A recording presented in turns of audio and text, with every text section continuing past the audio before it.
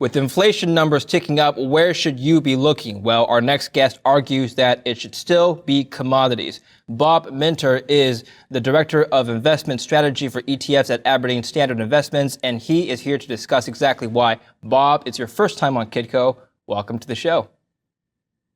Well, it's a pleasure to be here and talk about my favorite subject, commodities, which are certainly on the top of everyone's mind now. The media have reported that 5% is the inflation rate. Now, it's important to remember that that is the headline inflation rate. It includes food and energy. The core inflation rate, ex food and energy, is only about 3.8% year to year. If you break down the headline inflation components, energy was the basket that went up the most. It was up almost 30% year over year. Do you think that Jerome Powell is correct in saying that inflation is transitory? Can we expect components of the CPI, like energy, for example, to normalize downward? So I have two separate answers to that question, and I want to pick it apart because I think it's important because there is certainly truth to some of this inflation is transitory, right? Mm-hmm. You know, we saw just silly inflation numbers come from used cars. If you go buy a used car, my local used car market, or actually my local new car dealer has about 25% of the cars that they normally have. And that's because of the chip shortage. There's a chip shortage at the same time that there's a demand increase as people want to avoid mass transit for health reasons. And so this sort of imbalance will play out over the next 3 to 6 months, and no one expects to see used cars up 10% a month, for the next 6 months or several years. So that's going to fade away. Lumber's been in the news. Maybe that's bad news for the new used car salesman. Yes. Maybe they would want to see it. Anyway, I get your point. Please continue. Sure. And probably the same thing, frankly, in the lumber market, in the lumber industry, because we're getting pretty close to producing as many houses as we possibly can. And you can't just, it's a skill, and you can't just expand the supply of housing market labor immediately. So, and some of the sawmills are coming back. So supply is increasing and demand looks steady, but it's not continuing to increase. So that looks transitory as well. However, and we don't want to miss the forest for the trees here, there are significant parts of the economy that we need to keep an eye on because they are inflationary. And you brought up one that's energy that we hit on with a couple of themes here. We're 30 years past when Western economies declared victory over the planned economies of the East in the Cold War. And here we are, and we're trying to plan the transition of the global economy to a decarbonized energy source. We're effectively trying to substitute the use of fossil fuels for using materials. And this is going to take decades, and there is no way we are going to just stick the landing and perfectly match supply and demand all along this multi-decade change. So what is most likely to happen at this point is that we're not going to have enough electric vehicles, and we will not have enough oil. So we are big believers in the trend, which I think is indisputable at this point, with $51 trillion worth of GDP in China and Europe and the US all pursuing this decarbonization goal. Everyone's going to want the same materials. We've seen Europe set up a European Raw Materials Association to guarantee critical materials for Europe.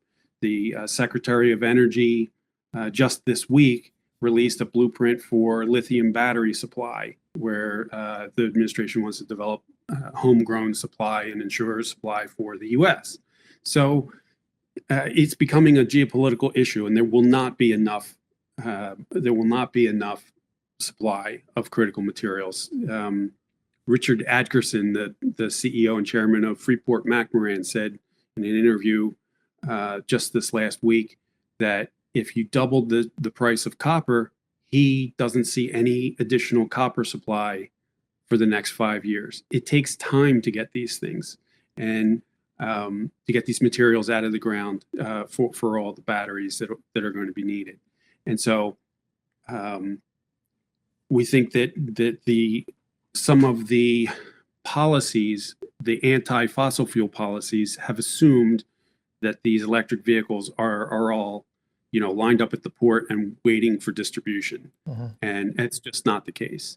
The industry is underinvested in exploration of oil and gas facilities now for several years, and their capital expenditure policies are being set outside of the companies by activist shareholder groups and courts in some cases. So we think this is really interesting that we just 30 years ago we beat these planned economies with a market economy, and yet in some respects we're kind of trying to plan some of the transition. And history suggests it's a very low probability that is perfectly managed. Okay, so let's touch on that right now. Investors like to discuss decade-long themes that they can attribute their strategies to. So I remember back in the 2000s, the rise of China and the industrialization of China was at the forefront of every single macro investor. What would you say is the major theme? Do you think this paradigm shift away from fossil fuels is the theme of this decade? Yeah, we see 5 main themes, and several of them we'll be very familiar with. Monetary policy is extremely easy, and frankly, with this much debt, it has to stay easy for quite a while. The fiscal policy is very stimulatory, and whether we have an infrastructure package now with wide-ranging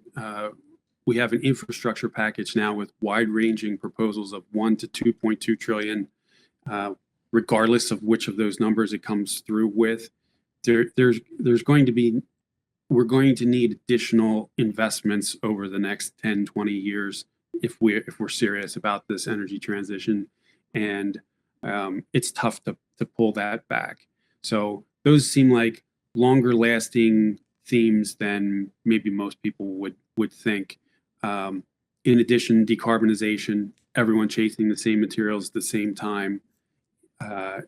Another theme is the overly restrictive capital policies that are being put on oil and gas industries. In some cases, it's even being put in an ironic way. It's being put on some of the industrial metal companies, which, frankly, without copper, we don't get an energy transition without copper and aluminum and some of the other metals.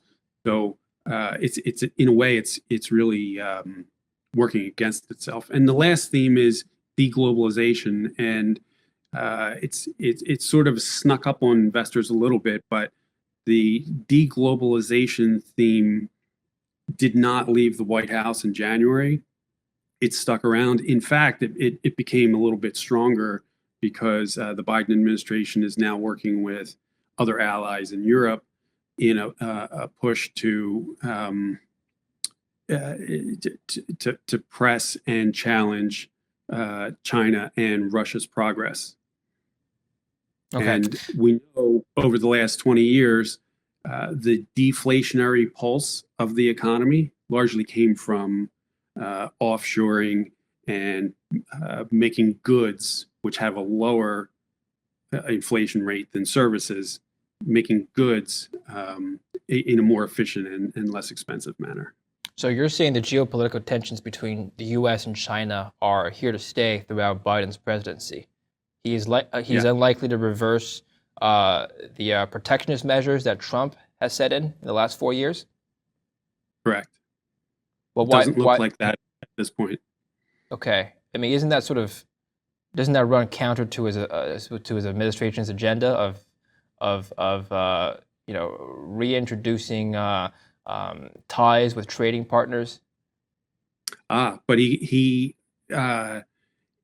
considers trading partners as Europe, and he considers competition Russia and China. Okay. And that's what he's in Europe now discussing with the G7 is a discussion on exactly how they're going to confront the China threat. Will this be effective is another question.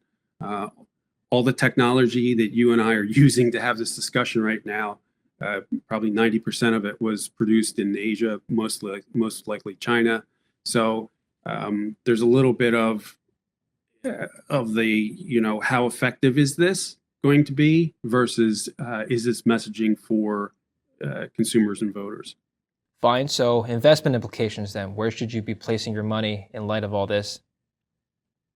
So we think commodities is a clear place where monetary policy suggests a devalued dollar, in addition to a digital yuan potentially on the future, to whether it is successful in challenging the dollar as a reserve currency or not remains to be seen, but it will at least pull some interest away from it, which is how we view Bitcoin also as a sort of distraction from the dollar and building a case again. You just gave me my headline there, Bob. Bitcoin is a distraction. Yes. Well, the interesting part to us is not the 90% of the people who buy Bitcoin purely for speculative reasons. Okay. It's the 10% of serious investors who really want to hedge against the dollar because of what the federal government, what the Treasury, and what the Fed are doing. They're now essentially the same organization. And they want to have an expansionary fiscal policy and have the Federal Reserve keep rates lower than they would normally be during that type of expansionary fiscal policy so that we can get this energy transition underway. And so that's the interesting part from our perspective on Bitcoin. Yeah, let's go back to commodities now. Which of the commodities, at least the ones that you manage in your funds, do you think are the best hedges against inflation, geopolitical risks, de-globalization, and of course, the roadmap to decarbonization? So decarbonization, you need aluminum to make the cars lighter. Interestingly, also, it's part of a decarbonization because China, in order to meet their carbon footprint goals, they have a cap on aluminum production. So after 45 million tons are produced, they are going to cap production, and that aluminum supply is going to have to come from another country, and the price has to rise or it's not going to be produced to the world market. So decarbonization plays both roles here. It helps increase demand, and it also, in some cases, helps to restrict supply. So aluminum is a favorite. Copper, there's between 3 and 5 times the amount of copper in an electric vehicle than there is in an internal combustion engine. It's also, we know what happens during mining cycles. When the price is low, the miners go to the sweet spot of the mine. They mine that. They really have developed all of the easy parts of the mine and to get materials out of, and we're now left with the difficult places to mine. In addition, it takes between 5 and 10 years to bring a mine online, and most of the copper mines that are in progress at this point, or construction is underway right now, they've been delayed by at least 5 years. There was a delay on a copper mine in Mongolia last year because they couldn't get a few specialists in due to COVID. There are delays in South America due to labor strike issues and environmental issues. There's a delay in southwestern U.S. due to Native American tribal issues. So it's very messy. It's very time-consuming to work through all of these supply issues. And so those are two of the favorite industrial metals. Whenever you talk about inflation, you talk about gold and silver, and so those are two favorites, particularly since I think the shine is coming off the crypto market here. Is it seems really clear that regulators are going to take a little tougher stance on what's been the Wild West so far. Okay. So just on that, one more note, and I'll let you go. The gold and silver aspect, we've seen weakness in both metals for the better half of 2021. Is that due to lower inflation expectations, or is that due to other factors? Really think that the gold's been hampered by two themes so far this year. Coming into the end of 2020, investors, according to the Commitment of Traders reports, were hugely short the dollar. And that changed over the first few months of this year as the US surprisingly had a much better vaccine rollout than the rest of the world. And so those short positions in the dollar were reduced. And which led to a slightly stronger dollar, which hurts gold. Thanks so much for coming in today, Bob. Excellent thoughts. We'll have you on again soon to update the markets. Thank you. Thank you. And thanks for watching Kitco News. I'm David Lin. Stay tuned for more.